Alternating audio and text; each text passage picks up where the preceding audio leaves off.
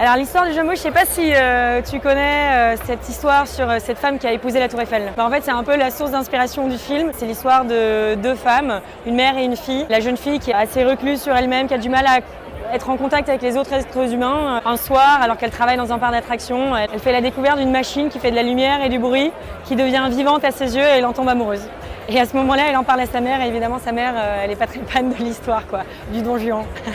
Non, c'est une grande machine, une grande attraction de fête foraine, qui est un peu l'attraction phare du parc, du coup qui attire un peu les nouvelles foules et qui va, elle, l'attirer le soir, quoi, la nuit, quand il se réveille. J'ai travaillé avec Emmanuelle Berco et Noémie Merlan. Ce sont vraiment deux actrices qui sont extrêmement généreuses, qui n'hésitent pas à tenter des choses sur le plateau, qui ont été d'un énorme soutien pour moi. C'était mon premier film, donc on se raccroche aussi un peu à sa famille qu'on arrive à créer sur le plateau.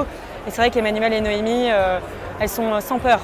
Donc ça c'est génial. On est sur un film d'auteur avec du fantastique, donc on est un peu à la lisière des gens et on joue avec ça, quoi, parce que l'histoire de fond c'est quand même l'histoire entre la mère, entre cette mère et cette fille et comment est-ce qu'elles vont surmonter une telle nouvelle qui vient s'immiscer dans leur foyer familial.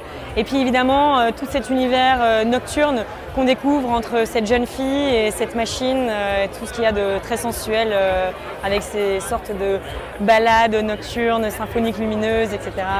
Et donc on vient un peu parler du film à droite à gauche et puis préparer la suite, quoi. Mon souvenir le plus incroyable, mais je sais pas parce que entre la première projection, tu vois, dans la grande salle de 3000 personnes, en tant que cinéphile, bah, c'est absolument extraordinaire, quoi. Et des émotions qui sortent de ces projections, tu sais pas pourquoi, mais ce sont des souvenirs qui te restent gravés à vie. Et puis après, tu as évidemment tout le côté un peu plus glamour qui t'emporte dans des tourbillons de soirées et de rencontres où tu termines à 6h du matin, les pieds dans le sable et tu sais pas pourquoi, comment tu es arrivé là alors que ça fait 5 heures que tu veux rentrer.